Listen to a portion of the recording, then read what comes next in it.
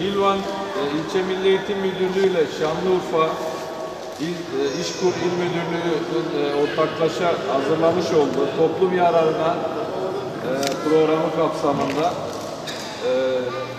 45 tane çevre temizliği için personel alınacaktır. Bunun için 1247 kişi müracaat etmiş. Bu müracaatlarda öncelik olarak kadınlar, 35 yaş üstü bireyler, engelliler, eski hükümlüler, terörle mücadelede mağlup sayılmayacak şekilde yaralananlar öncelikli olarak listeye alınmış. Toplam 1247 kişinin başvurusu kabul edilmiş. Bu 1247 kişiden biz 4 ayrı kura çekeceğiz. Bu 4 ayrı kuranın İlkini, yani 1171 kişi içinden merkez için, Hilvan ilçe merkezi için 1171 kişiden 41 asil, 45 yedek çekeceğiz. İkinci kura çekilişini Gölcük Ortaokulu için yapacağız. Burada 45 başvuru var. Bu 45 başvurunun içinden iki tane asil çekeceğiz. Hoşin Uluyazı İlkokulu için 17 başvuru var. 17 başvurudan 2 kişi çekeceğiz.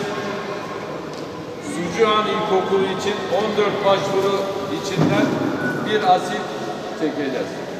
Şimdi önce ilk kuramız Hilvan ilçe merkez okulları için 1171 başvuru sahibinden önce 41 asili çekeceğiz.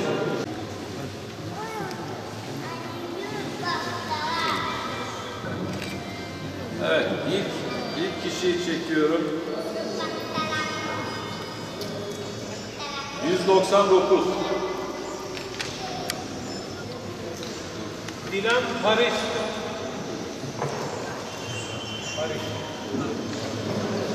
Dilan Arış.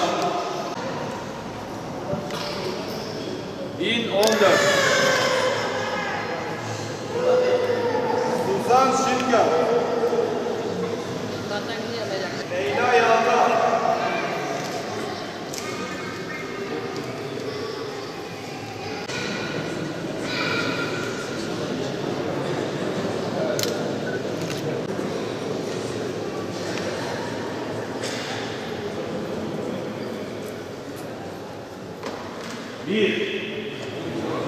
Abbas Ay.